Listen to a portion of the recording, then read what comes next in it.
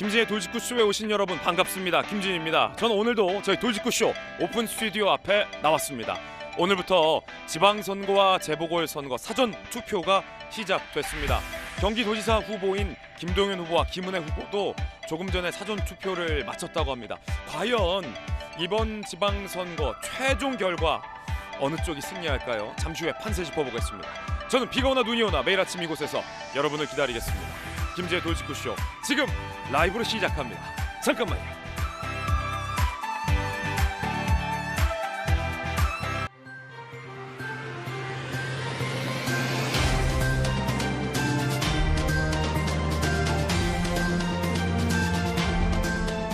신문 읽어주는 남자입니다. 오늘부터 사전투표 시작됐습니다. 조금 전 경기도지사 후보들도 이번 선거 최대 격전지죠. 사전투표를 마쳤습니다.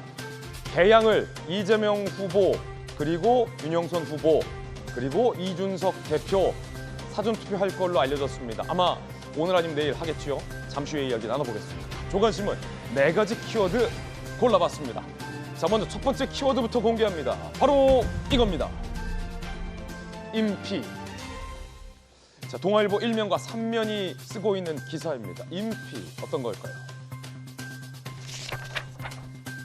줄여서 인피, 임금 피크제. 대법이 가이드라인을 제시했습니다. 정당한 목적, 적정 감액, 업무 강도 완화, 감액 재원 적절 사용 아니면 안 된다는 겁니다. 대법이 제동을 건 거예요. 정년 연장, 업무 완화 없는 인건비 절감용 임금 피크는 안 된다라고 대법이 경고를 날렸습니다. 자, 이어서 두 번째 키워드 살펴보겠습니다. 두 번째 키워드는 바로 이겁니다. 3,551곳. 한국일보 1면이 쓰고 있는 기사입니다.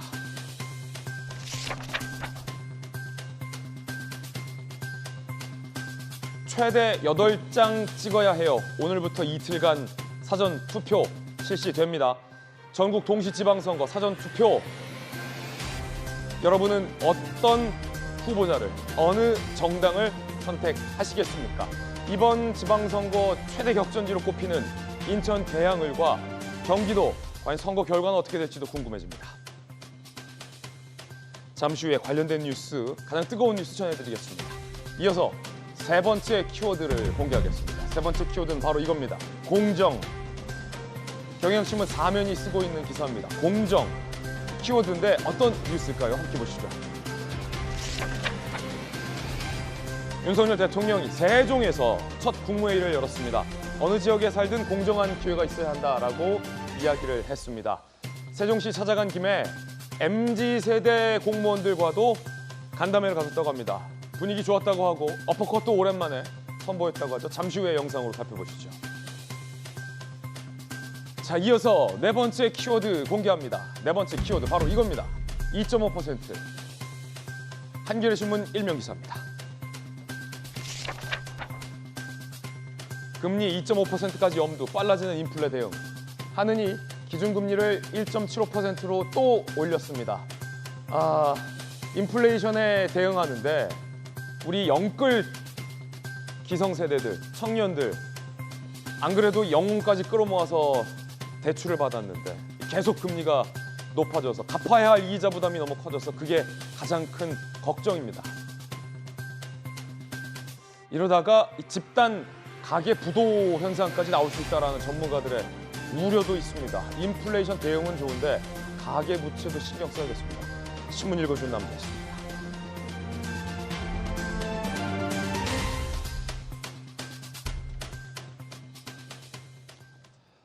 금요일 아침입니다.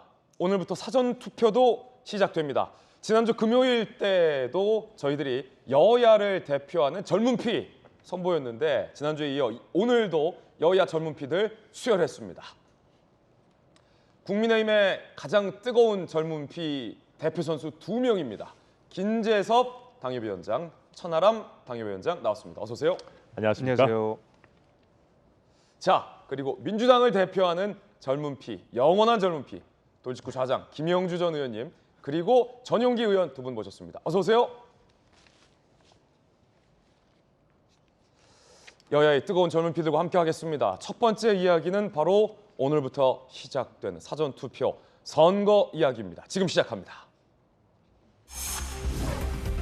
내일까지 오늘 내일 사전투표예요.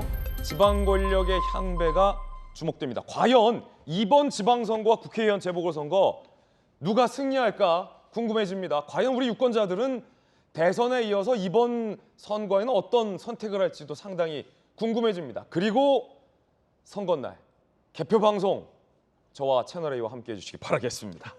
오늘부터 사전투표 시작됐습니다. 이렇게 하시면 됩니다.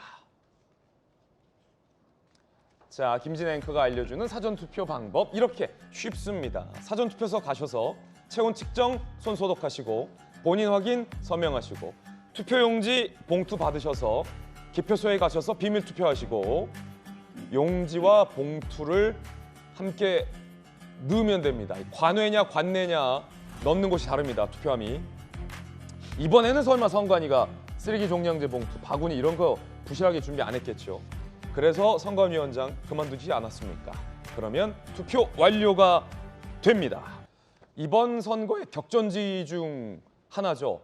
최대 격전지를 꼽으라면 인천 계양을을 꼽을 수 있습니다. 계양을이 이렇게 뜨거워질 줄 누가 예상했을까요? 이재명 후보와 국민의힘의 윤영선 후보가 정말로 박빙을 벌이고 있습니다. 그래서 제가 이 계양을에 과거 선거 결과들까지 좀 오늘 한번 모아봤습니다.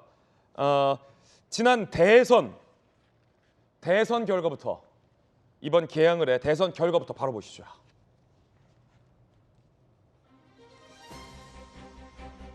계양을 20대 대선 결과 이재명 후보가 52.2%, 윤석열 대통령이 43.6%로 지난 대선 때 이 계양을 지역에서 8.6%포인트 차이가 벌어진 바 있습니다. 그러니까 전체 대선에서는 당연히 윤석열 대통령이 승리를 했지만 이 인천 계양을만큼은 민주당이 챙겨갔다. 이재명 후보가 챙겨간 지역이라는 겁니다. 그것도 8.6%포인트 차이로 계양을을 이재명 후보가 당시 이겼고요. 계양을의 지역 주민들, 유권자들이 윤석열 대통령보다 이재명 후보를 더 많이 찍었던 지역이 바로 그 지역이 계양을입니다. 지난 국회의원 선거 결과 송영길 의원이 당선됐던 지역인데 어땠을까요? 함께 보시죠. 이 계양을 지난 국회의원 총선 결과 그때도 윤영선 후보가 도전을 했었습니다. 그런데 38.74%의 득표를 하는데 그쳤고 지금 서울시장에 출마해 있는 송영길 의원이 이 계양을에 출마를 해서 과반을 훌쩍 넘는 58.67로 당선된 바 있습니다. 그만큼 이 계양을은 지난 총선에서도 지난 대선에서도 모두 민주당 후보의 손을 들어줬던 지역이 바로 이 계양을입니다. 지난 총선에 58.67 대 38.74면 매우 큰 차이로 윤영선 후보는 고배를, 송영길 의원은 당선을 한 지역입니다. 그러면 이런 계양을에 지금 여론조사 결과는 어떨까요? 대선도 총선도 모두 다 민주당 후보들이 손쉽게 이겼던 이 계양을에 지금 여론조사 결과는 48.1 대 44.4 여전히 오차 범위 내에 박빙 양상을 보이고 있습니다. 지난 대선 총선과 달리 민주당 후보인 이재명 후보가 계양을에서 오차 범위 내에서 고전을 면치 못하고 있는 겁니다. 여전히 사전투표가 실시되는 오늘까지 막판까지도 이 계양을에서 이재명 후보와 윤영선 후보가 오차 범위 내의 초박빙 접전 양상을 펼치면서 이번 선거에서 가장 뜨거운 지역이 계양을이 됐습니다. 자, 여야 의견 좀 들어보겠습니다. 먼저 천하람 위원장님, 네. 지금 뭐 김재섭, 천하람, 전용기 뭐 다 할 거 없이 각 지역 돌아다니면서 선거 유세하느라 다 목이 쉬었는데 네. 지금 계양을의 히스토리를 저희가 쭉 봤잖아요. 네. 대선, 총선. 뭐 국민의힘 입장에서는 너무 험지였네요, 이것이. 진짜 그렇습니다. 윤영선 후보 사실 지난 총선에서는 전국적으로 쉽지 않았죠. 그래서 뭐 저도 낙선하고 뭐 저희 김재섭 위원장 낙선하고 뭐 줄줄이 낙선했었습니다만은 거기 앉아 있는 둘 다 낙선했었죠. 예, 그렇죠. 유독 개항에서는 격차가 20% 정도로 많이 벌어졌던 지역입니다. 예. 그런데 저는 윤영선 후보가 이번에 엄청난 그런 선전을 하고 있다라고 보이거든요. 그러네요. 지난번 대선에서 이재명 후보가 윤석열 당시 후보를 상대로도 한 8% 정도 격차를 냈었었는데 지금 물론 오차 범위 내의 결과입니다만은 그때보다 격차가 더 줄어든 최종 결과가 나오지 않겠느냐 이런 전망이 가능한 상황입니다. 예. 근데 그렇다면은 왜 이런 결과가 지금 나왔느냐? 저는 짧게 말하면 이재명 후보가 좀 오만했다고 봐요. 초반에 개항에 가셔가지고 아유 내가 대선 후보인데 개항 정도는 쉽게 이긴다 해가지고 마치 대선 후보가 유세하시듯이 막 다니셨거든요. 만약에 최근에 하시는 것처럼 낮은 자세로 길에서 이렇게 인사도 하시고 혼자 조용히 다니시고 했다면은 오히려 대선 패배에 대한 동정론이 일었을 텐데 그렇게 하지 않고 선거운동 과정에서 여러 가지 논란이 나오고 이렇게 뭐 욕설하는 예. 그 시민한테 가가지고 이렇게 욕설하지 마시라고 하고 막 이런 게 반복되다 보니까 아니 이렇게 뭐 동정이 안 가는 전직 대선 후보보다는 우리 지역을 오랫동안 지켜온 후보가 낫지 않느냐라고 하는 지역 일꾼론이 확 불면서 지금 개항의 민심이 굉장히 요동쳤다. 지금도 요동치고 예. 있다. 이렇게 보입니다. 지금도 개항을 분위기 보면은 굉장히 지금 접전 분위기예요. 전용기 의원님, 네. 민주당에서는 지금 쭉 이 개항을의 히스토리 함께 봤는데 네. 사실 이재명 후보 입장에서는 조금 당혹스러울 수도 있을 것 같아요. 이 개항을이 이랬던 지역이 아닌데라는 생각도 좀 들 것 같고. 사실 지역색으로 가지고 모든 것을 판단할 수는 없을 것 같습니다. 지난 총선만 해도 사실 당 지지율이 좀 압도적으로 높은 상황이었던 것도 감안을 해야겠고요. 네. 지금 사실 민주당이 국민들께 보여드리는 부분에서 실망을 하신 분들이 많습니다. 그런 부분이 어느 정도 감안되지 않았을까 그렇게 생각을 해서요. 사실 이번 선거를 가지고 히스토리로만 가지고는 이야기를 하긴 좀 어렵지 않나. 네. 그리고 천하람 우리 변호사 말씀해 주셨는데 우리 이재명 후보께서 좀 더 낮은 자세로 국민들 속으로 들어간다면 더 높은 지지율로 당선이 되지 않을까 저는 그렇게 관측하고 있습니다. 끝까지 여야 모두 다 최선을 다해서 본인들의 지지자들을 유권자들을 투표장으로 모시고 오는 게 나오게끔 하는 게 최고의 선거 전략이 아닐까라는 생각도 듭니다. 개항을 뜨거운데 이재명 후보의 발언과 행동 하나하나가 여야에서 그러다 보니까 논쟁과 논란의 대상입니다. 민주당 입장에서는 아니 무슨 행동 하나 말끝 하나 다 시비를 거느냐라고 불만을 가질 수도 있고 국민의힘 입장에서는 행동 하나 발언 하나가 다 논란이 되는 행동을 한다라고 문제 제기를 하고 있는 그런 상황입니다. 인천은 원래 외지인이 사는 곳이다라고 발언을 한 건데 들어보시죠. 그래서 연고 가지고 자꾸 따지는 경향이 상대방한테 있고요. 내세울 게 이제 연고밖에 없으니까요. 인천이 원래 외지인들이 모여 사는 곳이다. 뭐 원주민도 있겠지만 해불 양수 이게 인천에서 주로 쓰는 아주 유명한 말입니다. 바다는 강물을 가리지 않는다. 인천은 외지인들이 사는 곳이다. 국민의힘에서 이 발언을 문제 삼았습니다. 이준석 대표, 20일 전 날아온 사람이 몇십 년 눌러산 인천 사람들을 외지인 취급했다. 또 설화로 혼 좀 나시라. 박민영 대변인, 이번 선거 통틀어 최고의 망언이다. 이유동 상근부 대변인, 인천 시민 무시하는 돈 없는 막말이다. 즉각 사과하고 사퇴하라. 국민의힘에서는 인천을 폄하했다라고 문제를 삼았습니다. 역시 여야 의견 한번 들어보겠습니다. 김재섭 위원장 어떻게 보세요? 이게 사실 이제 선거 기간 중에 절대 후보들이 해서는 안 되는 것이 첫 번째가 유권자랑 싸우는 거. 유권자랑 싸우는 거. 네, 두 번째가 자기가 출마한 지역을 비하하는 거. 예. 이거는 거의 패배의 플래그, 패배의 시그널이다. 이렇게 봐도 무방하거든요. 근데 제가 첫 번째로 말씀드렸던 유권자랑 싸우는 거. 우리가 얼마 전에 이재명 후보가 유권자를 향해서 욕하면 이거 범죄다라는 식으로 굉장히 고압적인 태도를 좀 보여주지 않았습니까? 게다가 소위 말하는 그 노룩 밀기, 노룩 푸시라고 해가지고 어린아이를 밀치는 장면들이 좀 나타나가지고 당시 굉장히 많은 여론의 비판을 받았던 적도 있었는데 이번엔 심지어 지역 비하를 하는 발언처럼 들리는 내용을 이야기를 해가지고 아마 인천에 계시는 우리 국민들께서 굉장히 공분을 하셨을 거라고 생각이 돼요. 얼마 전에는 계양을이 인천에서 제일 낙후된 지역이다라는 이야기를 스스로 셀프로 비하를 해버리시는 바람에 당시에도 또 인천 시민들이 굉장히 많이 화를 냈던 적이 있었거든요.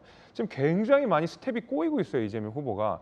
그래서 마음이 굉장히 급하다라는 생각이 드는데 이재명 후보가 과거 성남 시절에는 약간 이런 좀 거칠고 때론 좀 고압적이고 말도 좀 거칠게 하시고 하는 모습들이 있다가 대선 국면을 거쳐가면서 마지막에 안정된 모습들을 보여주셨는데 지금 마음이 급하신 것 같아요. 과거의 모습들이 자꾸 드러난다. 거친 발언이 나온다. 거침없이 이야기한다. 이런 것은 사실 이재명 후보한테는 절대 좋지 않은 행동과 언행이다. 저는 그렇게 봅니다. 예. 자, 반면 이제 이재명 후보 측에서는 인천을 폄하하려 한 게 아니라 연고가 그렇게 중요하지 않다. 실력이 중요하다라는 메시지였다라고 항변을 하고 있는데 김영주 의원님. 그렇죠? 글쎄요, 뭐 그 지역 단체장 선거가 아니고 국회의원 선거는 뭐 과거에 김대중 전 대통령께서도 강원도에서 출마한 적도 있고 인제에서 출마한 적도 있고 실제로 보면 심지어는 뭐 윤희숙 전 의원조차도 나도 저기 가고 싶다 그렇게 할 수 있는 것이 국회의원 선거입니다. 그런데 이제 어쨌든 구도 자체가 이제 첫 번째는 이재명 후보의 아픈 지점이 있다면 그런 겁니다. 분당에 보궐선거가 없었다면 저런 얘기가 나오지 않았을 거예요. 그러니까 왜냐하면 어디든 갈 수 있기 때문에. 동시에 분당에 보궐선거가 생겨버렸다. 예. 그러니까 왜냐하면 자기 지역에 보궐선거가 있는데 왜 이 지역으로 와? 예. 이런 것이 그러고 보니까 그러네. 이런 부분들이 말하자면 윤영석 후보의 발언에 무게가 실린 거죠, 사실은. 분당이 없었으면 분당만 아니고 여기 계양에 오는 게 뭐가 문제냐는데 그런 부분이 있었기 때문에 이제 그런 데 대한 좀 수세적인 입장을 가질 수밖에 없었고요. 예.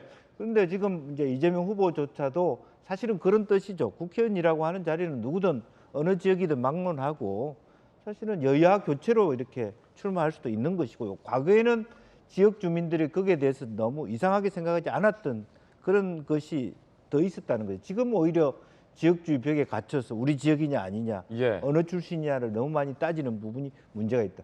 단 이재명 후보가 발언하는 도중에 말은 뭐 틀리지 않아요. 인천이라는 도시의 구성이 원주민과 북에서 내려오신 분들 그리고 저 충청도 분이 많았어요. 서해안 고속도로 전에는 배 타고 서울로 올라오는 도중에 인천에 많이 살았고 맞아요. 또 호남에서도 쭉 서해안에서 올라왔고 이렇게 다양한 구성이 살고 그렇게 보면 서울 경기도 다 마찬가지예요. 외지인이 살기는.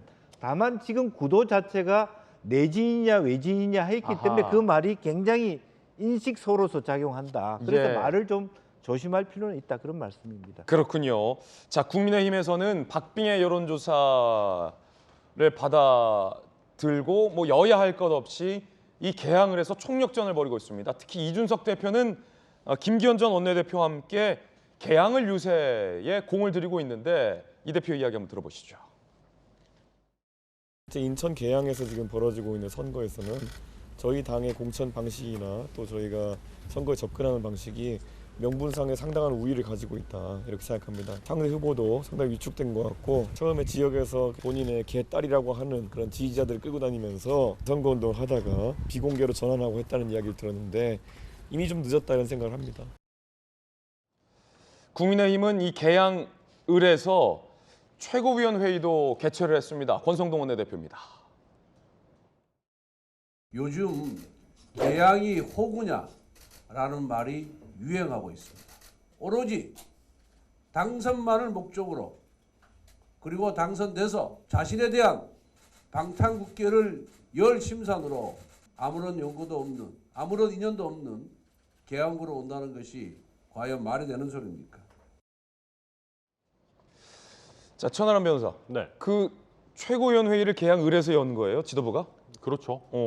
사실 저도 저희 순천에 이준석 대표 지원 유세 좀 오라고 얘기도 하고 할까 하다가 그래서 너무 바빠요. 뭐 전국에 하루에 막 10군데씩 다니고 특히 계양 같은 데는 본인을 선거운동원으로 등록해가지고 아예 윤형선 박힌 옷을 막 입고 다니고 그러더라고요. 이준석 대표가? 네. 그래서 실제로 저희 당에서는 계양을 선거에 뭐 아주 총력을 다하고 있고요. 저는 저런 어떤 권성동 원내대표가 최고위원회까지 여는 거는 저는 개항을의 민심에 꽤 많은 영향을 준다고 생각합니다. 예를 들면, 얘가 아니죠. 실제로 그럴 텐데 만약에 윤영선 후보가 개항을해서 당선된다고 생각해 보십시오.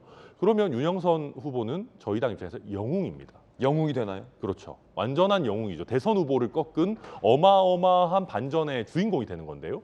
그러면 저희 정부 여당 입장에서 개항에다가 예산이라든지 정책적 지원을 많이 하겠습니까? 안 하겠습니까? 그런 생각을 당연히 개항에 계신 분들도 느끼실 수밖에 없는 거거든요. 물론 이재명 후보 본인은 거물이다 막 하시지만은 정권이 넘어온 상황에서 개항 시민들도 실리를 따지실 수밖에 없을 겁니다. 그래서 저는 저렇게 저희가 개항에서 최고위원회 하고 당대표가 출동하고 하는 것 아주 효과적인 선거운동이다. 그렇게 보고 있습니다. 그렇군요. 자, 그러나 이제 전용기 의원님, 민주당의 이재명 후보 측은 대규모 유세에서 조용한 유세로 전환을 했잖아요. 뭔가 이 전략이 국민의힘과 좀 대비된다. 뭐 이런 분석도 있고요. 어떻습니까, 민주당? 뭐 국민의힘에서는 이재명이 나쁜 사람이다라고 낙인을 찍어야 되는 효과도 있을 거라고 보고요. 사실상 윤석열 대통령이 큰 부담을 가지고 있기 때문에 지금 이 상황이 펼쳐진 것 아닌가 저는 그렇게 보고 있습니다. 그 이유가 뭐냐면요. 윤석열 대통령께서 사실 독주하는 모습을 보이지 않았으면 이재명이 재등판하는 일은 없었을 거고요. 사실 그렇게 되면 윤석열 대통령이 본인이 부담을 느끼는 상황까지 연출이 되지 않았을 것이다. 예. 그렇기 때문에 이재명이 나쁜 사람이다라는 낙인을 찍기 위해서 저렇게 대규모 이렇게 뭐 선거 운동을 개항해서 하는 것이 아닐까 저는 그렇게 보고 있고요. 사실 저희가 조용한 유세로 전환을 했던 것은 총괄 선대위원장이기 때문에 가는 곳마다 기자님들께서 함께 대동하는 그런 선거 운동을 했었습니다. 그러니까 사실상 국민의힘에서 급하니까 말꼬투리 하나하나 잡아가면서까지 이재명이 나쁜 사람이다라고 설명을 하고 있는데 우리는 그래도 개항을의 국회의원이기 때문에 더욱이 개항 주민들을 많이 만나고 이제는 기자분들을 대동한 선거운동보다는 개항 주민 한 분 한 분을 만나면서 설득하고 정말로 유능한 정치인이 보여줄 모습이 어떤 것인지를 설명한 것이 낫겠다 이런 판단에서 조용한 유세로 전환을 했다 이런 말씀 드리고 싶습니다. 그렇군요. 이제는 이재명 후보와 윤영선 후보의 이야기를 직접 각각 들려드릴 텐데 이재명 후보의 메시지와 윤영선 후보의 메시지가 각각 흥미롭습니다. 먼저 이 후보의 메시지인데 이런 얘기를 했어요. 아는 사람을 선택할 건가? 유능한 사람을 선택할 것인가? 한번 들어보시죠. 유능한 그리고 영향력 큰 정치인이 지역 발전에도 도움이 된다. 이런 기대가 더 많으신 것 같아요. 잘 오셨습니다. 이런 분들이 훨씬 많은 것 같고요. 물론 뭐 저한테 잘못 왔다 이런 사람이 한두 명씩 있긴 한데 그 말 극히 소수인 것 같고요. 아는 사람이냐 유능한 사람이냐 선택은 명백하지 않습니까? 즉 유능한 사람은 본인을, 아는 사람은 상대 후보 윤영선 후보에 빗댄 겁니다. 그래서 올해 출마했지만 유능하지 않은 후보를 선택할 것이냐 아니면 유능한 나를 찍을 것이냐라는 게 이재명 후보의 메시지입니다. 그러면 윤영선 후보의 메시지는 어떤 걸까요? 직접 들어보시죠. 자신의 정치적 야욕을 위해서 개양 구민을 이용하고자 하는 도망온 비겁한 자와 우리 개양의 자존심을 지켜내는 선거이고 더불어서 이 범죄 피의자에게 피난처를 제공하느냐 이 선거입니다. 이 후보님께서 가는 곳마다 말썽을 일으킵니다. 이렇게 후보가 유권자들에게 싸우는 후보는 처음 봤습니다. 자, 도피자에게 피난처를 제공해서 되겠느냐라는 메시지예요. 이재명 후보와 윤영선 후보의 메시지 속에 담긴 전략이 조금씩 다른 것 같아요. 의견 들어보죠. 천하람 위원장님, 네. 이재명 후보와 윤영선 후보의 메시지 조금 전에 들었어요. 매우 흥미로운데 어떻게 분석하세요? 그러니까 이재명 후보는 본인의 유능함을 강조하시려고 하는 것 같은데 글쎄요 이게 개항 시민들께 많이 먹힐지는 잘 모르겠습니다. 사실 아는 사람과 유능한 사람 얘기하셨지만 인지도 자체는 이재명 후보도 뭐 개항에서도 높겠죠. 전 국민 중에 모르는 분이 누가 있겠습니까? 근데 개항 시민들 입장에서는 저는 개항 구민들 입장에서 그런 생각이 들 것 같아요. 아니 이재명 후보가 그래 뭐 성남에서 이런저런 거 많이 해본 건 알겠는데 우리 개항에 있는 여러 가지 이슈들을 알까? 개항에서 과연 유능할까라는 생각이 드실 것 같고 윤영선 후보 같은 경우는 개항에서 정치를 해온 세월이 굉장히 깁니다. 예. 벌써 2번 낙선하셨고 지금 3번째 도전이기 때문에 제가 윤영선 후보 공약들을 열심히 봤는데 아주 디테일한 공약들이 많이 있습니다. 그래서 저는 유능하다라는 포인트를 저는 윤영선 후보가 잡아갈 수 있다고 봐요. 최소한 개항이라는 바운더리 안에서는. 그래서 저는 뭐 저런 과연 프레임이 잘 맞을까라는 생각이 들고 이재명 후보, 그러니까 윤영선 후보가 얘기하는 거는 방금 김영주 의원께서도 말씀하셨지만 아니 여기 갑작스럽게 명분도 없이 날아온 사람을 우리가 어떻게 뽑아주냐. 쉽게 얘기해서 계양구민은 그냥 민주당의 거물이 오면 누구나 쉽게 찍어준다라고 오만하게 생각하고 쉽게 보고 온 거 아니냐. 근데 계양이라는 곳이 그렇게 쉬운 데 아니다라는 얘기 하시는 거거든요. 저는 꽤 소구력이 있을 거라고 봅니다. 그렇군요. 김영주 의원님 어떻게 분석하세요? 아는 사람이냐 유능한 사람이냐 아니면 범죄 피의자에게 피난처를 제공해서 되겠느냐. 두 후보의 강조점이 좀 다른데. 사실은 이제 이재명 후보가 그 유능한 사람이냐 하는 부분에 있어서 조금 소구력이 저는 약하다고 생각해요. 왜냐하면 천하람 변호사 얘기한 유능한 사람이라고 하는 것은 국회의원으로서는 대통령으로부터 지원을 받을 수 있는 사람인데 여당이 아니잖아요.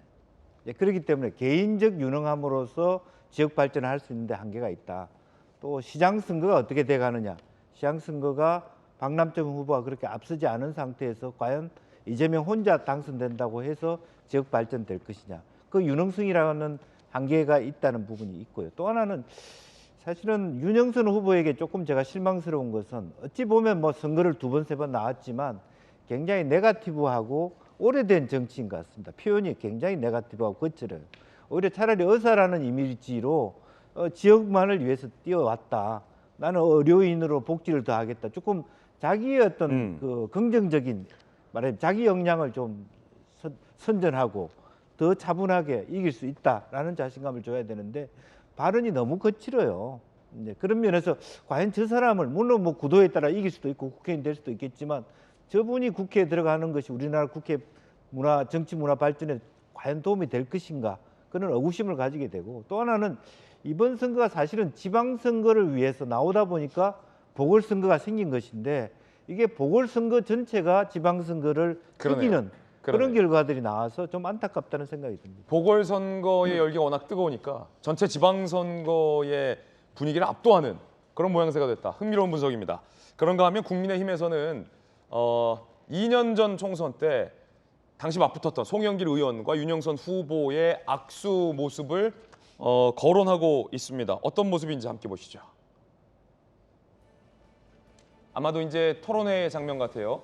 윤영선 후보가 악수를 건네자 이제 송영길 후보가 악수를 하지만 이제 쳐다보지 않는 국민의힘에서는 이제 노루가 악수다 뭐 이러는데 자세히 보면 핸드폰에 뭔가 연락이 온 것 같아요. 송영길 후보도. 자, 김재섭 위원장님. 네. 이거 어떤 장면입니까? 이게 지금 후보자 토론회 시절에 토론회를 할 때에 이제 송영길 후보랑 윤영선 후보가 서로 이제 상호간에 악수를 하는 그런 장면인 것 같은데 저게 토론회를 시작할 때인지 아니면 끝날 때인지는 제가 정확하게는 모르겠어요. 근데 만약에 시작하기 전에 저렇게 노룩 악수를 했다라고 하는 것은 제가 좀 저 현장만 지금 딱 느껴지는 것이 아니라 저 너머에 있는 그 전에 대기실에 있는 상황이 생각이 나는 거예요. 되게 후보자 토론회를 하게 되는 경우에는 양 후보자들이 이렇게 각각의 대기실 내지는 뭐 따로 마련된 자리에서 이렇게 있다가 상호간 인사 정도를 건네게 되거든요. 왜냐하면 계속 선거에서 지역에서 선거를 뛰다 보면 상호간에 만나는 일도 많고 만나니까. 예, 중요한 스팟들은 정해져 있기 때문에 자주 만나거든요. 그러면 뭐 덕담도 조금씩 건네기도 하고 그러거든요. 근데 당시 저 미래통합당과 더불어민주당의 2020년 총선에는 당연히 더불어민주당이 굉장히 좋은 기세를 보여줬을 때입니다. 그러면은 송영길 후보 입장에서 조금 너그럽게 윤영선 후보를 향해서 아유 뭐 고생이 많으시오 이 정도를 사실 그 전에 선거 과정 속에서 한두 번쯤은 건네는 게 자연스러운 일이에요.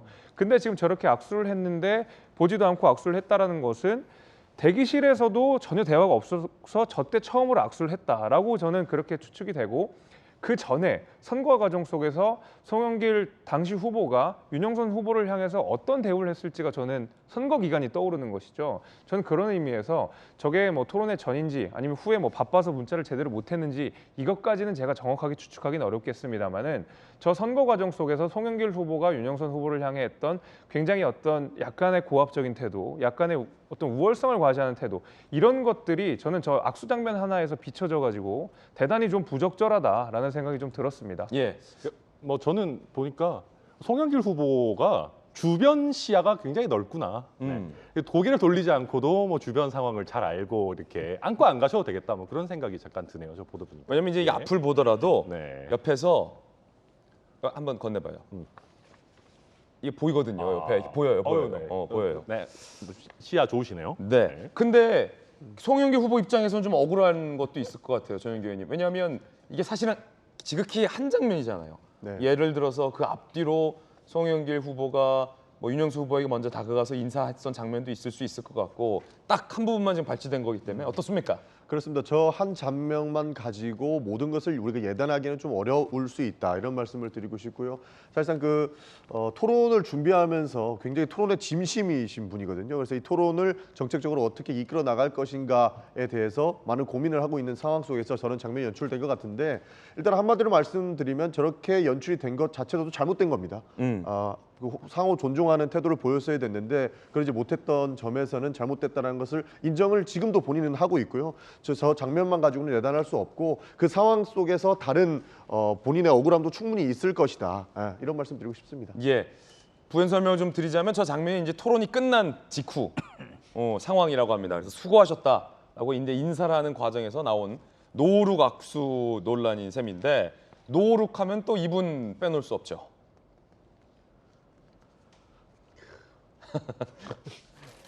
다시 봐도 상당한 기술입니다. 정확한 타깃을 향해 보지 않고 캐리어를 굴리는 기술.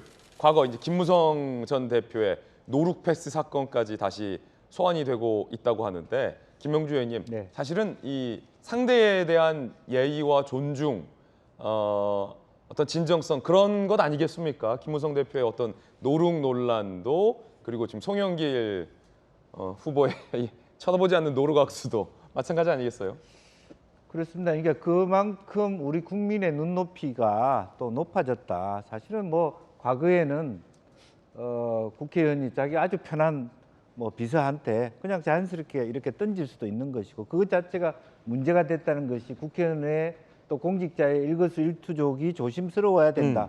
그런 뜻이고 뭐 사실 어떻게 보면 경중에 따라서 보기에는 저 장면만 놓고 보면 송영길 후보가 상대 후보에 대한 예우를 못 갖춘 거니까 그게 더 좀 심각할 수도 있겠다는 생각입니다. 다만 저 상황 자체를 맥락을 모르기 때문에 네. 평가는 할 수 없지만 총론적으로 보면 어느 장면에서 누가 보고 있을지 모르니까 하나하나 편안하게 장난기스럽게 하더라도 너무 도가 지나쳐서는 안 되겠다. 뭐 그런 생각 정도 뭐 공유할 수 있을 것 같습니다. 예, 토론회 끝나고 한 그 장면도 문득 생각나네요.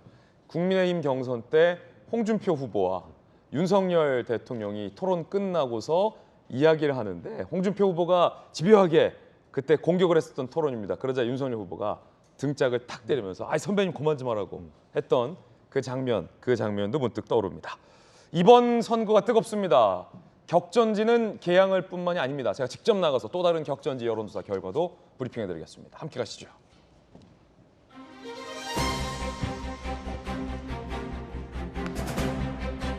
저희 동아일보가 지방선거를 앞두고 여론조사를 실시했습니다. 경기도지사 여론조사 결과 함께 보시죠.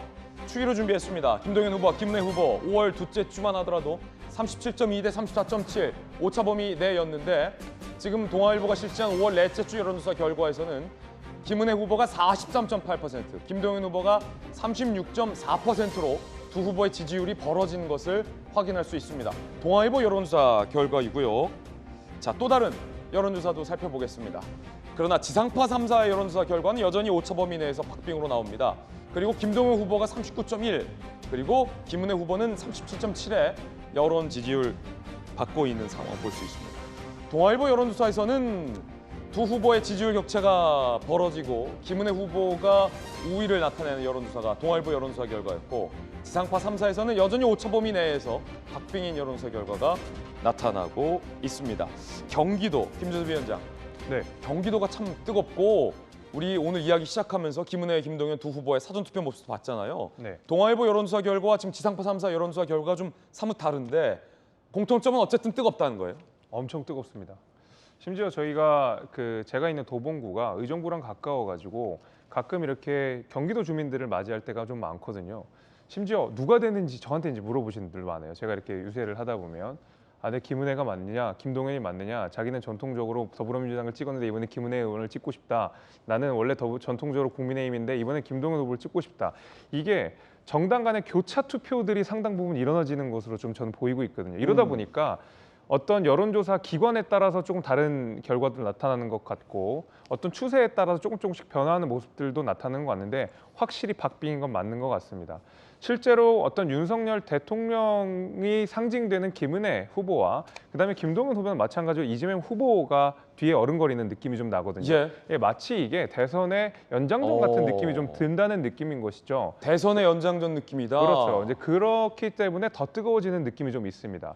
그럼에도 불구하고 저는 김은혜 후보의 선전을 예상하는 것이 사실은 과거에 이제 윤석열 대통령과 이재명 지금 후보는 과거에 몇 개월 전만 해도 여당의 후보 이재명과 야당의 후보 윤석열이었지만 지금은 윤석열 대통령과 선거에 패배했던 수장 이재명이거든요. 그래서 구도 자체가 사실은 대통령에게 힘이 좀 쓸릴 수밖에 없습니다. 저는 그래서 이제 동아일보 조사에 조금 더 신뢰를 가게 하는 느낌이 이제 그런 것 때문인 건데 그럼에도 불구하고 박빙인 것은 맞습니다만은 이런 여론 구도상 그다음에 어떤 이 선거의 구조상 사실상 전 김은혜 후보에게 약간 더 유리하지 않을까라고 예측해 봅니다. 예, 여전히 박빙인 가운데 오늘 발표된 이 동아일보 여론조사에서는 김은혜 후보의 우위가 나타나고 있습니다. 하지만 지상파 3사의 여론조사 결과에서는 동아일보와는 좀 다르게 여전히 오차 범위 내의 박빙으로 지지율이 나오고 있습니다.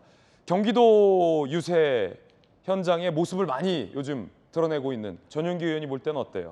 현장을 다니다 보면 아직까지 마음을 결정하지 못한 분들이 좀 많이 계신 것 같습니다. 그렇습니까? 네, 끝까지 지지 후보를 정하지 못하고 있고 어느 정당이건 국민의 눈높이에는 아직 맞지 않다라고 평가하시는 분들이 많을 것 같습니다. 그래서 사전 투표율을 좀 봐야 알겠지만 사전 투표율보다 본 투표에 투표할 유권자의 성향이 좀 더 많이 나오지 않을까 그런 분석도 가능해 보이는데요. 끝까지 지지층을 결집시키고 각 후보가 마지막까지 유권자를 어떻게 설득하는지에 따라서 경기도지사의 판가름이 날 것이다. 저는 그렇게 보고 있습니다. 그렇군요. 이번에 인천시장 여론조사 결과도 보겠습니다. 먼저 동아일보 여론조사 결과입니다.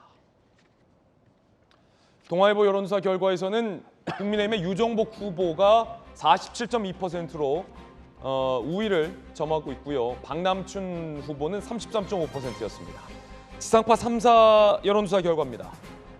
자, 그런데 지상파 3사 여론조사 결과에서는 유정복 후보와 박남춘 후보가 오차 범위 내의 박빙 양상으로 나옵니다. 동아일보 결과와 지상파 3사 여론조사 결과가 또 사뭇 다른 겁니다. 과연 결과가 어떻게 나올지 끝까지 선거 결과 지켜봐야 될 것 같습니다.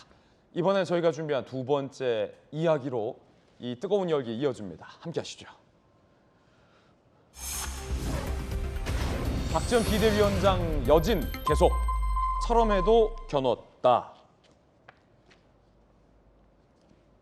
윤호중 비대위원장과 박지원 비대위원장이 고성을 주고받으며 싸웠다. 윤호중 비대위원장은 꽝 치고 나갔다라는 보도 어제 해드렸습니다. 그 충돌의 여진이 계속되고 있습니다. 급기야 윤호중, 박지원 두 명의 비대위원장이 나란히 당의 집중 유세에 모습을 드러내지 않는 일까지 벌어졌습니다. 그리고 여전히 박지원 비대위원장은 586이 책임지고 물러나야 한다라는 주장을 굽히지 않고 있고 윤호중 비대위원장과 586 지도부 의원들은 불쾌감을 숨기지 않고 있는 상황입니다. 그 가운데 이 철험의 주요 멤버인 최광욱 의원에 대한 징계건도 박지원 비대위원장이 문제 삼고 나섰는데요. 윤호중 비대위원장이 받아주지 않는 모습입니다. 들어보시죠.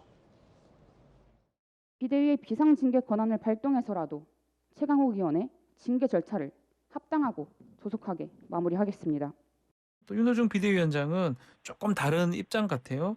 이게 지방선거 이후에 하는 윤리심판원에 넘긴 것도 비대위 결정이다. 어느 게 지금 결정으로 봐야 됩니까? 두 분 의견이 좀 다른 것 같아서요.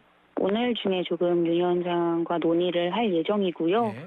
이 조속히 처리하고 넘어가야 할 문제를 지방선거 이후로 넘기는 것은 적절하지 못한 자세라고 생각하는 게 저희 판단이긴 합니다. 586은 이제 좀 물러나야 한다라는 것 두고 크게 충돌을 했는데 그것뿐만이 아니라 왜 최광욱 의원에 대한 징계를 선거 뒤로 미루느냐에 대해서 박지원 비대위원장은 강한 불만을 제기했고 어제 말하기로 오늘 윤호중 비대위원장과 논의해서 당장이라도 비상징계 권한을 발동할 수 있다라고 얘기를 한 겁니다. 하지만 하루가 지났고 박 전 비대위원장이 얘기했던 비상징계 권한은 어제 발동되지 않았습니다. 어쩌면 윤호중 비대위원장과 이 건에 대한 회동 자체가 불발됐는지도 모르겠습니다. 자, 여야 의견 좀 한번 들어보겠습니다. 천하람 위원장님, 네. 박 전 비대위원장이 문제 삼고 있는 거는 586 용태뿐만 아니라 왜 최강욱 의원에 대한 징계, 짤짤이 네. 징계를 선거 뒤로 미루느냐에 대한 강한 불만을 재차 제기하고 있어요. 비상 징계 권한 뭐 이런 것도 있나 봐요. 네, 그렇죠. 지도부가 원한다면 이제 빠르게 징계할 수 있는 권한이 뭐 양당 모두 다 있습니다. 이제 의지의 문제인 거죠. 근데 박 전 비대위원장 같은 경우는 본인이 기존에 이제 성폭력 이런 거에 대응하는 N번방의 뭐 불꽃 추적단 이런 출신 아니겠습니까? 그래서 그 성범죄 내지는 뭐 성희롱, 성비위 이런 거와 관련해서는 무관용 원칙을 보여줘야 된다. 특히 본인이 들어와서 비대위원장 자리를 맡은 이상 기존의 민주당에서 가지고 있던 뭐 박원순, 오고돈 이렇게 이어지는 성비위와 관련한 논란은 자기가 무조건 털고 나가겠다라고 한 의지가 엿보입니다. 근데 이제 이거를 못 해내고 나면은 박 전 비대위원장으로서는 그 이후에 자기의 정치적인 자산을 잃어버릴 수가 있게 되는 거죠. 선거가 어려운데 최강욱 성비위를 왜 징계 안 하냐, 이게 박 전 비대위원장의 강한 불만이다. 그렇죠. 그리고 이 징계를 하지 않고 있음으로 인해서 아마 박 전 비대위원장이 판단하기에는 2030 여성들의 표심 이반이 나타날 수 있지 않겠느냐. 그래서 우리가 이 부분을 원칙론적으로 깨끗하게 대응을 하면 오히려 지방선거에도 도움이 될 거다. 저는 이런 판단을 박 전 비대위원장이 하고 있다. 이렇게 예상이 됩니다. 비상징계 권한을 어제 발동한다고 했는데 발동이 안 된 걸로 봐서, 그리고 윤호중 비대위원장과 논의하겠다고 했는데 불발된 거 봐서 아마 이 두 사람 사이의 회동 자체가 불발됐을 가능성도 있어 보이는데, 민주당의 전용기 의원은 어떻습니까? 네, 이 해당 싸움이 사실 586 용태와 관련해서 그다음에 최강욱 의원에 대한 징계와 관련해서의 싸움이 아닙니다. 이것은 박지원 비대위원장께서 본인이 이야기한 그 기자회견에 대한 시기와 그 책임에 대한 이 문제다. 저는 이렇게 보고 있거든요. 그러니까 문제가 무엇이냐면 지금 시기 자체가 지방선거 이전이기 때문에 문제가 되는 것이다. 이런 것은 아닙니다. 사실상 586 용태라든지 그다음에 최강욱 의원 징계라든지 이런 것들은 비대위원장의 임기가 끝나고 나면 책임을 질 수 없는 발언들이기 때문에 지금 윤호중 위원장과의 마찰이 있는 것이거든요.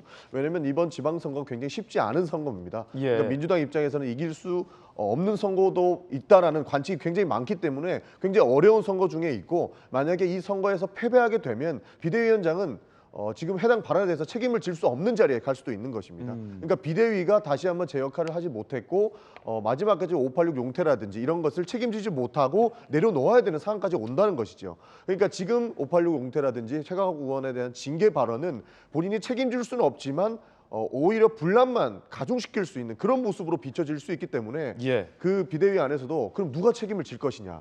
지금 선거 전에 586을 용퇴시킨다라고 얘기해놨지만 선거 끝나고 나서 우리가 그 비대위원장직을 내려놓게 된다면 이 책임은 누가 질 것이냐 하는 그 책임에 입각해서 하는 그런 비판도 있는 것입니다. 그리고 사실 586 용퇴 관련해서 시기의 문제가 더 저는 불거졌다고 보는 게, 사실상 그 정당의 공천은 비대위원장이 직접 하게 돼 있습니다. 그러니까 사실 나이만 가지고 586을 용퇴하라는 것은 굉장히 정치적으로도 굉장한 부담을 가지고 있는 거기도 한데, 그 공천을 박지원 비대위원장의 이름이 찍힌 직인으로 나갔다는 것이죠.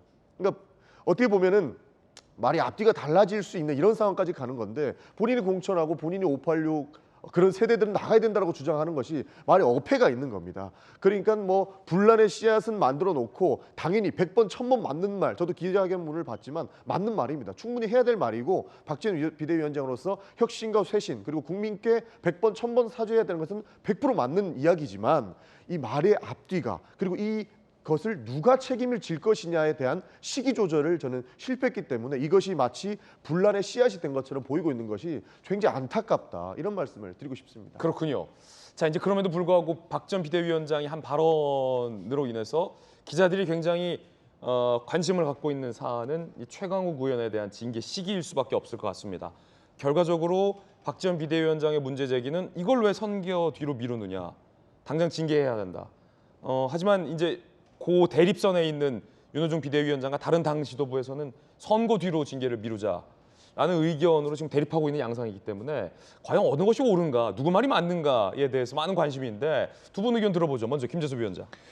이게 비대위가 지금 선거를 치르는 형국이잖아요. 그러니까 지금 지도부가 없는 상황이고 비대위가 지도부를 가름하고 있는데 비대위원회의 최고의 선거 전략은 처절한 쇄신입니다. 비대위원 출신이잖아요. 그럼요. 제가 이제 비대위원 출신이기 때문에 잘 아는데 저 국민의힘 당시에 이제 지난해 재보궐선거를 저희가 비대위 체제에서 치렀는데 저희가 어떤 특별한 선거 전략이 있었던 것이 아니었습니다. 묻던 선거 전략을 바탕으로 이렇게 선거를 지휘하겠다라는 전략이 있었던 것이 아니라 그냥 저희가 5.18 가서 호남 홀대했던 것에 대해서 반성하고 그다음에 박근혜, 이명박 전 대통령에 대해서 사죄드리고 그다음에 지난날 보수 정당이 청년들에 대해서 지나치게 무관심했다라는 반성하에 저 같은 젊은 청년 비대위원들을 또 전면에 앉혀서 많은 청년들의 목소리를 반영시킬 수 있게 했고 그다음에 당원 당규를 개정해서 말 그대로 그전까지 보수 정당이 부자들 위한 정당이다라는 비판들을 처절하게 쇄신하는 작업만 내리 했었거든요. 그건 선거 결과 어떻습니까? 굉장히 많이 큰 표 차이로 당시 이제 국민의힘 오세훈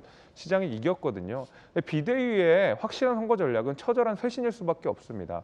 근데 지금 민주당 의원들은 제가 지금 보기에는 지금 당장 징계를 하거나 박지원 위원장이 세게 쇄신의 드라이브를 거는 것이 당연히 선거에 패배한다라는 전제를 깔아놓고 생각을 하시는 것 같아요. 저는 오히려 제3자 입장에서 그다음에 상대당의 입장에서 민주당이 저렇게 무섭게 쇄신을 하는 것이 더 무섭거든요.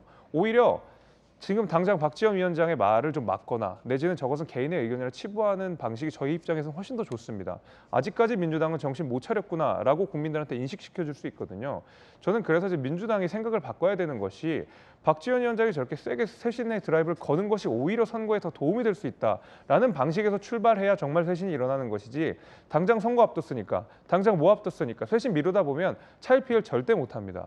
아니 그동안 우리가 지난해 재보궐선거에서 민주당 크게 패하고 이후에 대선에서도 패하고 해서 얼만큼 쇄신할 시간이 많았습니까? 이렇게 미루다 보면 민주당은 영영 쇄신 못합니다. 저는 그래서 박지원 위원장한테 조금 더 그 말에 힘을 좀 실어주고 싶습니다. 예, 최강욱 의원에 대한 징계 여부 반드시 징계를 해야 한다 이런 것이 아니라 선거 전에 징계를 할지 말지에 대한 판단조차도 내리지 않는 것을 보면서 혹자들은 이 철험회가 검수완박 국면 때서도 정말로 강력한가? 박지원 비대위원장보다 뭐 이런 시선도 좀 있는 것 같고요. 우선 뭐 이제 국민의힘의 비대위에 비교해 봤을 때 국민의힘은 김종인이라고 하는 굉장히 막강한 비대위원장의 권위가 있었습니다. 힘을 추동할 수 있는. 근데 사실은 민주당은 지금 비대위원장이 공동 비대위원장이지만 사실은 둘 다 확실하게 지지를 받지 못한 상태에서 얘기를 하고 있어요. 이제 그런 측면이 좀 차이점이고, 다만 이제 최강욱 의원의 어떤 그 문제를 당장 이렇게 액션에 들어가는 게 맞죠. 하지만 지금 현재 전국에 수천 명의 민주당의 선거운동원들이 봤을 때 지금 현재 보여지는 게 당의 쇄신과 지방선거에서 민주당의 승리를 위한 길이라기보다는 당의 분열로 보여지거든요. 오히려 이 현재의 국면은. 그래서 막강한 힘을 가진 위원장이 중심에 서서 쇄신하는 것이 맞는데 그런 형국으로 보여주지 않고 공동 비대위원장끼리 싸움하는 형국으로 보여지기 때문에 현장에서 뛰는 많은 후보자들 입장에서 힘 빠지는 것으로 보여질 수밖에 없습니다. 따라서 그런 면에서 조금 안타깝지만 이것은 전열을 정비하고 난 다음에 끊임없이 박지원 위원장이 어떤 형태로 가든 비대위원장이든 아니든 어떤 자기가 생각했던 일을 추진해가는 동력을 새로 만들어가야 되는 과제가 있다, 그렇게 봅니다. 당 내에서는 박지원 비대위원장이 옳다라고 두둔하는 의원도 소수 있고 또 박지원 비대위원장이 왜 이러냐 라며 질타하는 의원들도 있습니다. 호남에서 후보들이 올라왔고 김남국 의원의 목소리까지 같이 들어보시죠.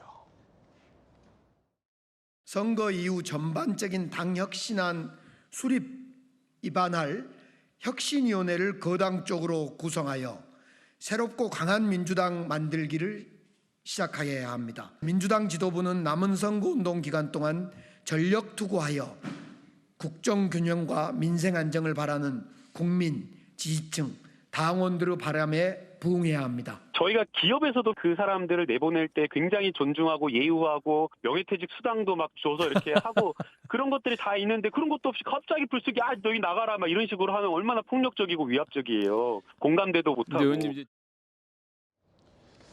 강기정 광주시장 후보 등이 상대적으로 여유 있는 호남 후보들이 올라와서 박지원 사태를 비판한 겁니다. 지도부는 전력 투구해야 될 때다. 선거 이후에 쇄신하라라는 겁니다. 결과적으로 박지원 비대위원장이 지금 쇄신해야 한다라는 기자회견을 우회적으로 비판한 셈이 된 겁니다. 네, 그러니까 사실 박지원 비대위원장의 기자회견문을 전문이 이제 꼼꼼히 보면 대부분 맞는 말이고 쇄신을 그렇게 해야 될 상황이라는 것은 많은 의원님들과 그리고 많은 민주당 지지자분들도 동일한 부분입니다. 우리 김재섭 위원장님께서 말씀해 주셨지만 당연히 민주당은 처절하게 개혁해야 되고 혁신해야 되는 것은 맞는 것입니다. 그러나 이 지금 박지원 비대위원장과 관련된 사태에서 문제점은 무엇이냐면 당을 안정적으로 실제 개혁과 쇄신을 만들어내야 되는 것이 이제 비대위원장인데 이런 문제가 생겼을 때 가장 먼저 비대위를 소집해서 비대위원들을 이렇게 혁신안이 될 수 있게끔 확신을 시켜주고 확인을 받아놓고 실제로 행동에 보여줬어야 되는데 지금 박지원 비대위원장이 비판받는 지점은 뭐냐면 혼자 나가서 이야기를 먼저 던져놓고 비대위원회로 가지고 왔다는 겁니다. 그러니까 안정적으로 당을 이끌어 나가고 당을 혁신하기 위해서는 확실히 당원 당규를 개정한다거나 그리고 당원들을 설득하는 과정을 거치고 나서 외부에다가 이야기를 해서 우리가 혁신안을 만들어내야 되는 것이 정상적이고 일반적인 상황이었는데 바깥에 먼저 논란을 먼저 가지고 만들어 놓고 들어와서 이제 본인의 주장이 맞다라고 펼치는 부분에 대해서 분란으로 보일 수 있기 때문에 이 부분이 우려가 되고 이 부분에 대해서는 논란거리가 있다. 이런 말씀을 드리고 싶습니다. 예, 자 진중권 전 교수는 이렇게 전망을 했습니다. 선거 결과에 박지원 비대위원장이 이재명 후보 대신에 희생양이 될 것이다 라고 말이죠. 들어보시죠. 지방선거가 패배를 하잖아요. 그럼 이 패배의 책임은 누굽니까? 이 지방선거를 갖다 진도에서 지휘했던 그분이 책임을 져야 되는데 이재명이잖아요. 근데 민주당에 대안이 없거든요. 그 책임을 누구한테 지워야 되느냐? 제일 만만한 게 이제 박지원이죠. 그래서 결국 이제 희생양이 되지 않을까. 논객 진중권 교수의 전망인데 지방선거가 만약에 패배하면 그 패배 책임을 이재명 후보가 아니라 박지원 비대위원장에게 지우려는 것이다 라는 진중권 교수의 생각입니다. 어떻게 보십니까? 저는 박지원 비대위원장도 본인의 운명을 알고 계시는 게 아닌가라는 생각이 들어요. 아까 전용기 의원께서는 최강욱 의원 징계권이라든지 이런 것들을 선거 이후에 해야지 왜 지금 본인 책임지지 못할 말씀을 하냐라고 하셨지만은 박지원 비대위원장 선거 끝나면 과연 저 자리에 있을까요? 그렇기 때문에 본인이 책임질 수 있는 자리에 있을 때 책임 있는 결정을 하고 결론을 내고 나가겠다라는 거거든요. 그래야지만 본인의 어떤 정체성을 지켜나갈 수 있지 않겠습니까? 근데 그것도 못하고 희생양이 돼서 어영부영 끝나게 되고 본인의 정치적인 아젠다를 뭐 하나 비상대책위원장인데 민주당에 남기는 레거시가 아무것도 없다면은 박지원 비대위원장이 앞으로 민주당에서 정치할 수 있겠어요? 저는 그래서 진중권 교수가 지금 하는 얘기를 그 누구보다 박지원 비대위원장이 잘 알고 있다. 그래서 마음이 급한 거예요. 뭔가 내가 쇄신을 했다는 걸 남겨야 되기 때문에. 근데 당내에서는 사실은 거의 비대위원장이 아니라 대변인 취급하는 거거든요. 아니 다른 사람들이랑 협의 다 끝나고 다른 비대위원들이랑 얘기 끝나고 말해라. 그거는 비대위 대변인이지 대표가 아니잖아요. 비상대책위원장 대표격인데 대표가 화두를 던지는데 왜 허락을 받아야 됩니까? 게다가 선거가 내일 모레고 마음 바빠 죽겠는데. 그래서 저는 지금 진중권 교수의 저런 어떤 진단은 정확하고 민주당 내에 있는 모든 사람 그리고 박지원 비대위원장 본인도 이미 알고 있는 운명이다. 저는 그렇게 생각합니다. 그런가 하면 국민의힘 내부에서도 윤석열 정부의 인선을 두고 잡음 내지 말찰 의견이 나왔습니다. 권성도 원내대표입니다. 그분은 원래 훌륭한 그런 경험을 가졌고 최종적으로는 그런 이제 검증 과정이 끝나고 인사권자가 판단을 하시는 거 아닌가. 그분은 문재인 정부의 망가진 경제 정책의 주역이었습니다.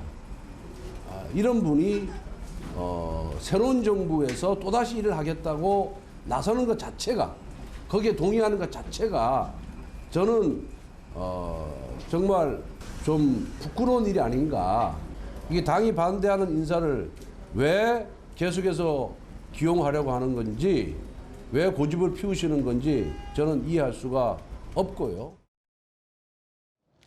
이번엔 저희가 준비한 세 번째 이야기 시작하겠습니다. 함께 보시죠. 조국이 만든 규정 한동훈이 손본다. 어떤 이야기일까요? 잠시 후에 이야기 나눠보겠고요. 한동훈 법무부 장관의 법무부 산하에 검수완박 위헌 소송을 대비한 TF팀이 꾸려졌다라는 보도가 나오고 있습니다. 함께 보시죠. 한동훈 법무부 검수완박 위헌 소송 대비 TF 출범, 법무부 검수완박법 대비 TF 출범, 위헌성, 법률의 위헌성 검토, 헌법소송 추진 목적. TF 팀장은 김서구 검사인데 2013년 통진당 해산 당시 이석기 전 의원, 위헌정당 TF 팀장을 맡은 바 있다. 위헌 소송 전문이군요. 권한쟁의 심판 청구 때 청구자는 한동훈 장관 명의로 청구가 될 전망이다라는 보도도 나오고 있습니다.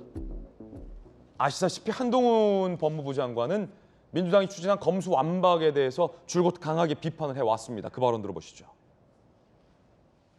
검수완박 저지하겠다고 밝히셨는데 검수완박 입법이 시행되면 힘센 범죄자들은 사실상 제도적으로 죄짓고도 처벌받지 않게 됩니다. 결국 이 법안이 통과되면 피해를 보는 것은 오직 힘없는 국민들뿐입니다. 할 일을 제대로 하는 검찰을 두려워해야 할 것은 오직 범죄자뿐입니다. 잘못된 법이 잘못된 절차를 통해서 입법된 것에 대해서 대단히 유감스럽게 생각합니다. 자, 이렇게 강하게 이건 잘못됐다라고 밝혔던 한 장관이 법무부 산하에 위헌 소송 TF를 만들었다라는 보도입니다. 사실이라면 법무부 차원에서 윤석열 정부 차원에서 검수완박법의 위헌성 여부를 법적으로 따져보겠다, 짚고 넘어가겠다, 저지하겠다라는 해석으로 풀이가 됩니다. 김영주 의원님 어떻게 보십니까?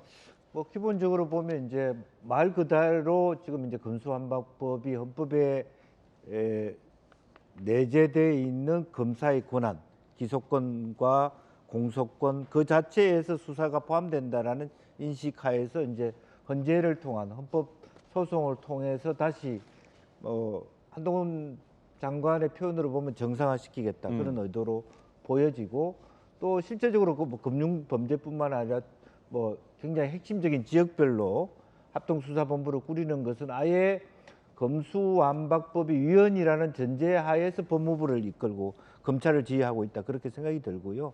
다만 저것은 아직 결과론이 나오지 않은 상태에서 대비하는 것이기 때문에 리스크도 크다고 보여집니다. 본인의 확신에 따라서 일을 하는 부분인데, 어쨌든 기본적으로 검찰청 안에서 생각하듯이 있는 범위 내에서 최선을 다하는 그런 기조에서 가고, 또 이렇게 헌재의 결과를 지켜 만약 그게 소송까지 간다면 그 뒤에 액션을 취해도 늦지 않다, 그렇게 봅니다. 김재수 위원장.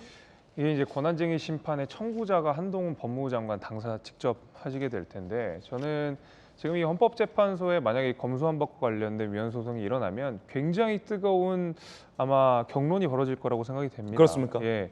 왜냐하면은 사실은 저는 이번에 어떤 위헌 소송 자체가 한동훈 장관이 넘어야 될 큰 산 중에 하나라고 생각하거든요. 만약에 이 산을 넘어가면 한동훈 장관은 정말 더 큰 어떤 정치인으로 부각이 전 될 거라고 생각을 하는데, 대개는 이제 헌법재판소의 판결이라고 하는 것이 다소 정치적일 때가 굉장히 많습니다. 특히 이제 우리가 공수처법이 과거에 통과됐을 때도 헌법재판소에서는 공수처법이 합헌이라고 해서 우리가 지금 계속 공수처가 운영되고 있는 상황 아니겠습니까? 말하자면은 한동훈 장관은 공수처법을 합헌으로 내렸던 재판관들을 상대로 이 검수완박에 대한 위헌성 여부를 다퉈야 되는 상황에 놓인 것이거든요. 굉장히 치열하게 법리 검토를 해야 되고, 그렇군요. 굉장히 큰 어떤 정치적 쟁점 화두가 될 겁니다. 저는 그래서 사실은 지금 한동훈 장관이 단순히 이것을 뭐 위헌 법률 TF를 만들어서 위헌 소송을 하고 여기에서 그칠 것이 아니라 공수처법을 합헌으로 내렸던 헌법 재판관들과 법리로 다퉈야 되는 그런 상황이기 때문에 아마 한동훈 장관이 이 위헌 소송을 통해서 굉장히 더 큰 어떤 집중을 받는 인물로서 부각되지 않을까라고 저는 그렇게 내다보고 있습니다. 그렇군요. 그런가 하면 조국 전 장관이 만들었던 그 규정을 한동훈 장관이 손본다, 이런 보도가 나오고 있는데 어떤 규정을 어떻게 손본다는 걸까요? 함께 보시죠. 어제 한동훈 장관이 검찰 수사 상황 공개 대부분 금지했죠. 조국 장관 때 형사사건 공개 금지 규정 개정 준비 작업을 지시했습니다. 조국 전 법무부 장관 재직 때 시행된 거예요. 검사 및 수사관 언론 금지, 접촉 금지, 고위공직자 공개 소환 폐지, 검찰청 내 포토라인 설치 제한. 그러니까 외부에 포토라인 못 세우게. 그런데 그때 당시 이게 조국 셀프 방어다라는 논란도 세게 일었습니다. 저도 선명하게 기억이 나는데 퇴임 후 검찰 조사 시 포토라인 폐지 1호 수혜자다. 셀프 방탄 규정이다라는 비판이 일었죠. 한동훈 장관, 국민 알 권리를 제한하냐 왜? 합리적인 공개 범위 살펴보겠다. 인사청문회 당시 이야기하기도 했었습니다. 청문회 당시 이 규정들이 셀프 방탄 공보 준칙이다라고 한 장관이 얘기했던 대목도 있습니다. 들어보시죠.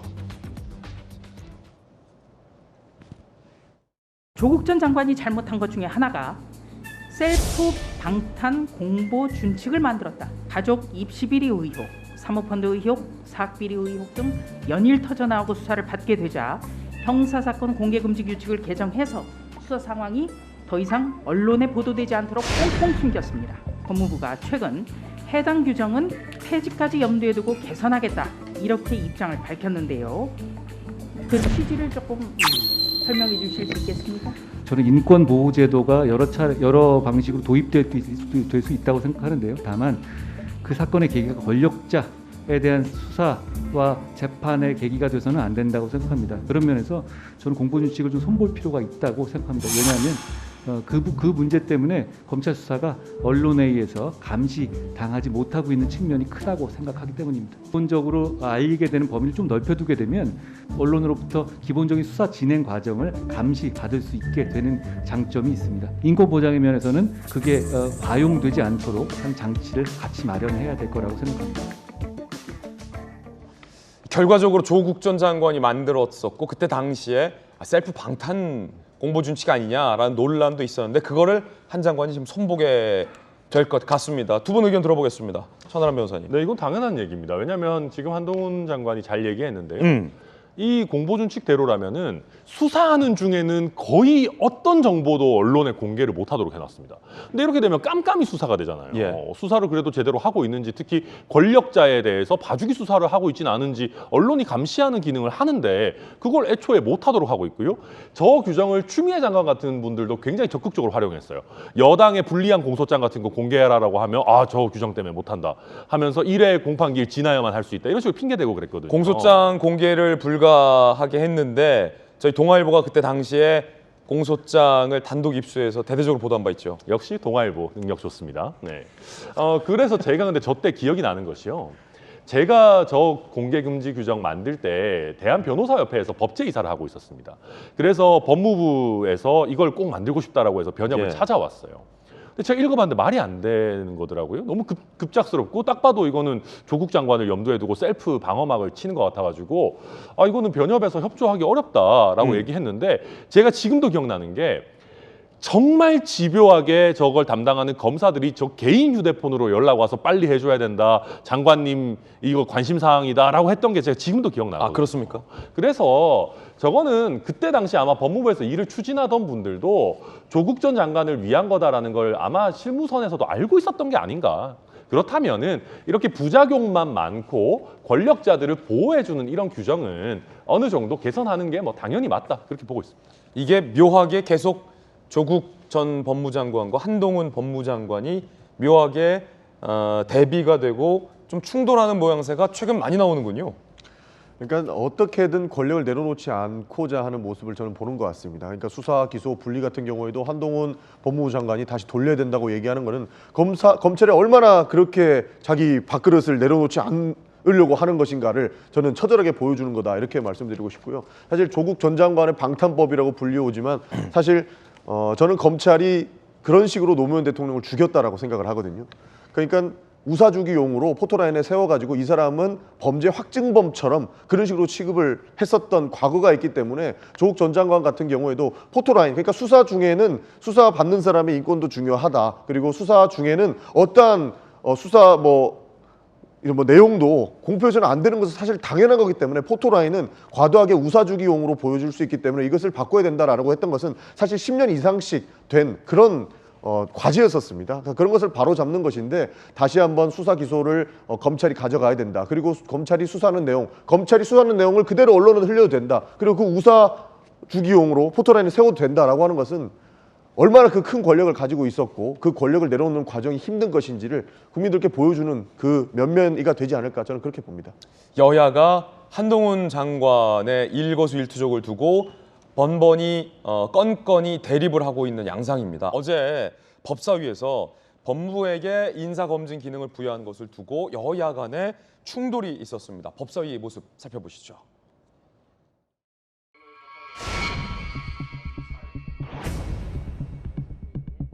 이게 지금 헌법도 위반하고 법률도 위반해서 범법자를 잡아야 되는 법무부가 범법을 하고 있는 상황이 발생하고 있습니다.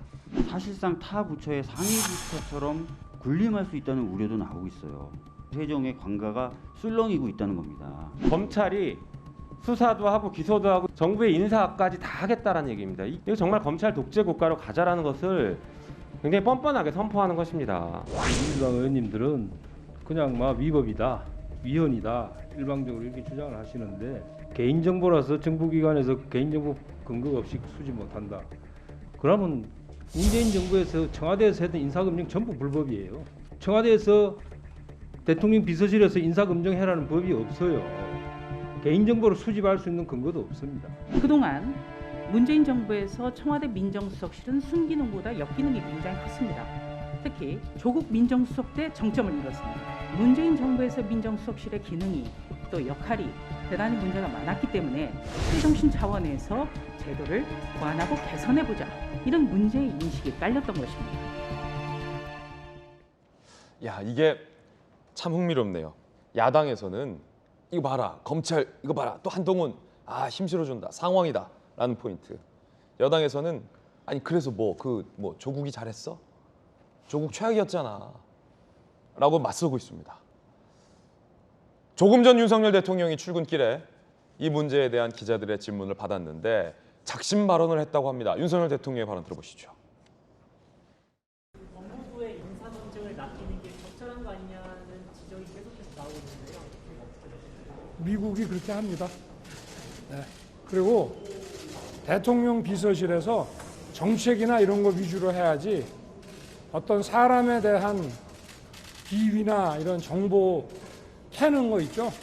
그거는 안 하는 게 맞아요. 그래서 내가 민정수석실 없앤 겁니다. 사전 컨트롤 타워나 옛날 특감반 이런 거 있죠. 공직자의 비위 정보 수집하는 거 그런 거 안 하고 사정은 그냥 사정기관이 알아서 하는 거고 대통령 비서실이 이런 사정의 컨트롤 타워 역할 안 하고 공직 후보자에 대한 비위나 비위 의혹에 관한 정보 수집 있죠. 그것도 안 합니다. 대통령 비서실이라는 데는 직접 그런 정보 수집 업무를 안 하고 받아서 해야 됩니다. 그래야 객관적으로 할 수가 있어요. 윤석열 대통령은 답답함을 좀 호소했습니다. 아니 그러면 과거처럼 대통령실에서 다 사람 뒷정보 캔 정보를 받아서 이 사람 저 사람 인사 수집하고 판단해야 되느냐. 대통령실은 정책 중심으로 가야 하고 외부기관에 해야 된다.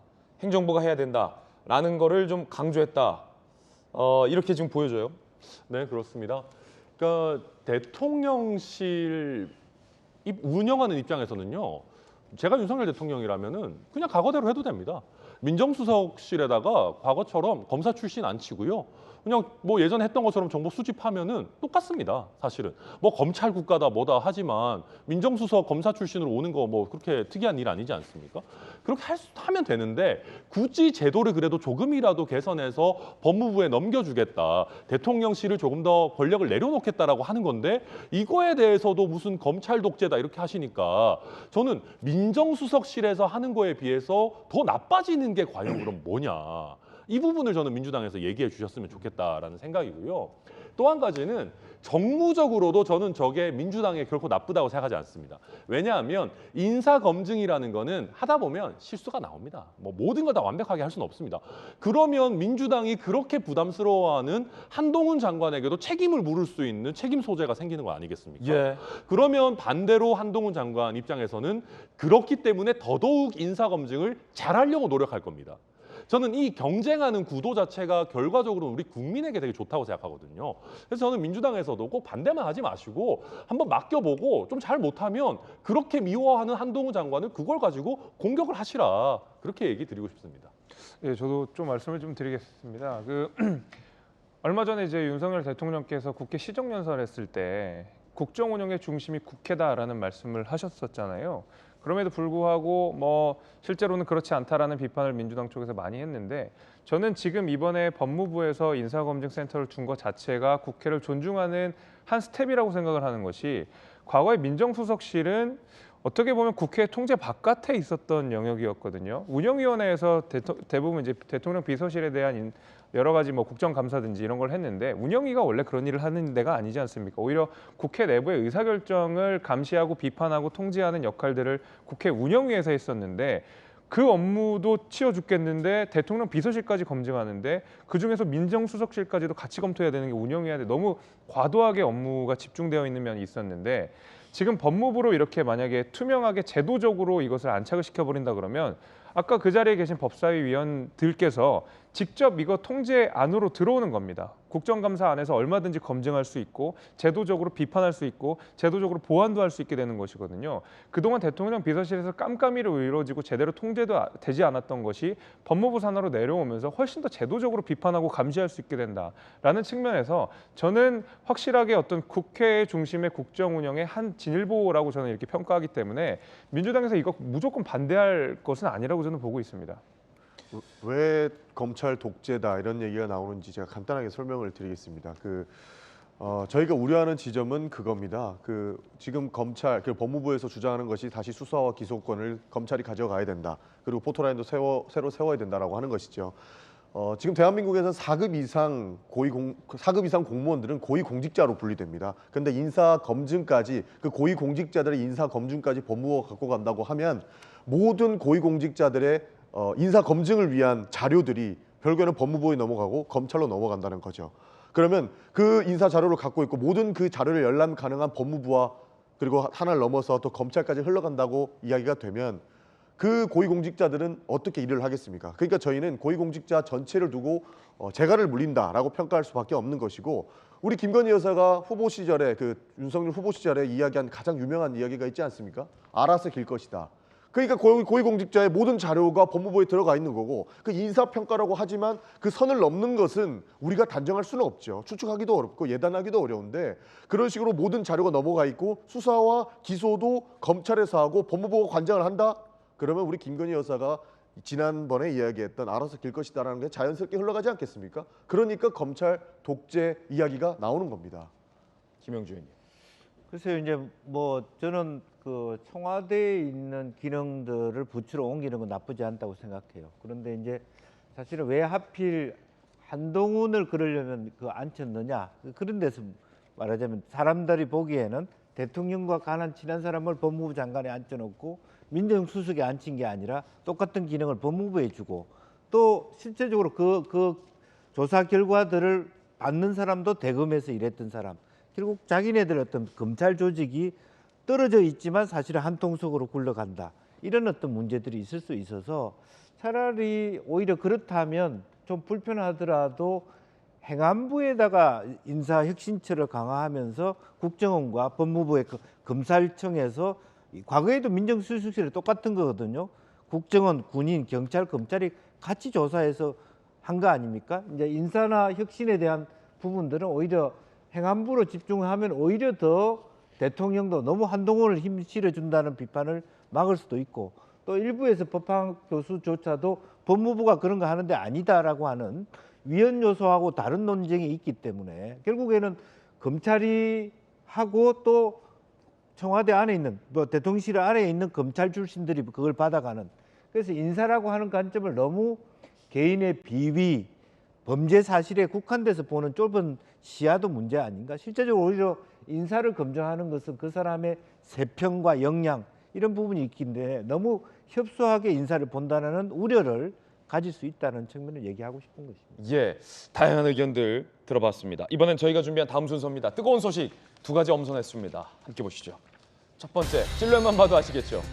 윤석열 대통령이 취임 후 처음으로 어퍼컷을 했군요. 취임 후 첫 어퍼컷.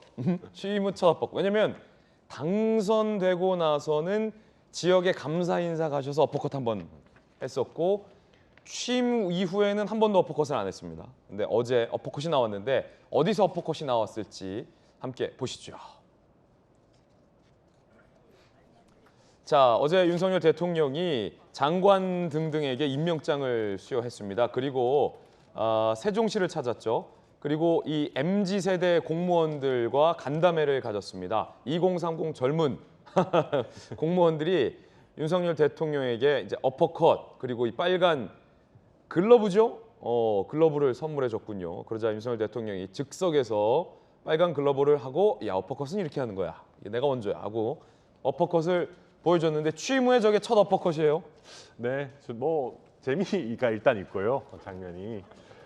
저는 이 어퍼컷이 임기 말까지 계속되기를 바랍니다. 왜냐하면 국민들의 지지를 받지 못하면 어퍼컷 못합니다. 만약에 저희가 임기 말에 지지율이 정말 쪼그러들어서 20% 30%의 지지밖에 못 받는다고 하면 저런 장면 연출할 수 없거든요. 어퍼컷 못하죠. 못하죠. 그랬다가는 바로 국민이 저희한테 어퍼컷을 날리시기 때문에 그래서 저는 저런 어떤 자신감 넘치고 생동감 있는 장면이 임기 말까지 유지되기를 바라고요. 저는 그 유지되는 것에 대한 신뢰를 가지고 있는 게 오늘도 좋은 장면 나왔습니다마는 아침에 출근길에 기자분들과 이야기 나누는 거를 임기 말까지만 한다면은 저는 그것만 끝까지 지킨다면은 임기 말에도 퇴임식에서 어퍼컷을 하면서 멋지게 물러나는 대통령이 될 수 있지 않을까 그렇게 기대를 한번 해보겠습니다. 자, 그런가 하면 김건희 여사가 영부인들을 예방할 계획이 있다라는 보도도 나옵니다.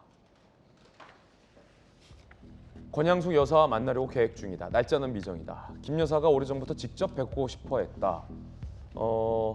노무현 전 대통령에게 사실은 그 윤석열 대통령이 굉장히 각별한데 김건희 여사도 권양숙 여사를 예방한다라는 내용이죠. 역대 영부인들에게 먼저 인사하는 게 관례다. 다른 영부인 예방 일정도 계획돼 있다라는 보도도 봤습니다. 자, 이번엔 뜨거운 소식 두 번째 소식 공개합니다. 윤미향 의원인데 박근혜 정부 때 일본과의 위안부 합의를 강력 비판하며 윤미향 의원은 국회의원까지 결과적으로 입성한 바 있죠. 그런데 그 당시에도 박근혜 정부 때 있었던 일본과의 위안부 합의에 대해서 윤미향 의원이 알고도 저런다라는 비판이 있었습니다. 당시 윤미향 의원은 나는 전혀 몰랐다라고 강하게 항변한 바 있었는데 한변이 외교부 문건 등등을 공개하면서 윤미향은 알고 있었다라고 의혹을 폭로했습니다. 먼저 이용수 할머니가 윤미향 2015년 합의 당시 일본으로부터 10억엔 받는다는 내용 들었지만 알려주지 않았다. 윤미향 다 알고 있었다라고 주장한 바도 있었죠. 2020년 윤미향 의원은 명백히 사실 아니다. 합의 몰랐다라고 거듭 부인한 바 있죠. 한반도 인권과 통일을 위한 변호사 모임이 외교부 면담 문건 4건을 공개했는데 10억엔 수준의 일본 정부 예산 출연 내용이 포함돼서 발표 전날까지 담당 국장이 윤미향을 만나 10억엔 합의 등등 4차례 설명했다는 것이 드러냈다라고 어제 기자회견을 했습니다. 그 문건이 바로 이겁니다. 윤미향 정대협 대표 만찬 협의 결과 동북아 국장이 직접 찾아가서 10억엔 수준의 일본 정부 예산 출연, 그 일본 정부의 공식 사과 등등 합의 내용이 이미 윤미향 당시 정대협 대표에게 설명되었다라는 겁니다. 이 내용대로라면 한변의 주장대로라면 윤미향 의원은 정부가 합의하는 내용을 다 사전에 알고도 몰랐던 것처럼 이 합의 내용을 비판하고 국회의원까지 됐다라는 논란이 예상됩니다. 윤미향 의원은 거듭 몰랐다라고 줄곧 반박을 해왔습니다.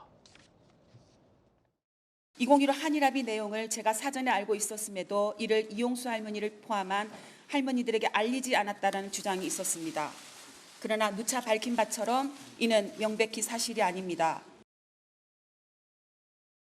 김영주 의원님, 윤미향 의원은 지금도 나는 몰랐다라고 하는데 한변에서 공개한 저 문건을 보면 외교부 담당자, 동북아 국장이 직접 윤미합 대표를 찾아가서 다 알려줬다라는 건데요. 뭐 지금 돌이켜 보면 그 당시에 가장 쟁점이 일본 정부와 한국 정부가 합의를 함에 있어서 당사자의 협의라고 하는 것이 예상될 수도 있지 않겠느냐. 결과적으로 보면 그 할머니들을 대표하는 누군가와 사전 합의의 동의를 전제로 논의가 됐을 가능성이 많고, 그렇다면 저것이 위안부 합의라고 하는 부분에 대한 양해라는 과정을 거칠 수밖에 없지 않았겠나. 동북아 과장이든 어떤 국장이든 간에 실제로 그런 부분에 있어서 끝까지 가장 그 당시에 위안부 할머니와 그 측을 대표하는 사람이 전혀 모르는 상태에서 일방적으로 외교부가 일본 정부와 합의할 수 있었겠냐. 이제 그런데 무게를 좀 실어갈 수 있다. 그렇게 보면 끝까지 몰랐다라고 얘기하는 것에 별로 그렇게 큰 어떤 손을 들어줄 만한, 납득이 갈 만한 구석이 없지 않느냐, 그런 부분도 있어 보입니다. 예, 윤미향 의원은 전혀 사실이 아니다라고 여전히 반박하고 있다는 입장도 전해드립니다. 저희들은 60초 광고 보고 돌아오겠습니다. 잠시 후에 뵙죠. 네, 금요일 아침 저희가 준비한 소식 모두 다 전해드렸습니다. 좋은 주말 보내시고요. 저희들은 다음 주 월요일 아침 8시 50분에 인사드리겠습니다. 오늘 하루는 분명 어제보다 나을 겁니다. 좋은 하루 되십시오. 고맙습니다.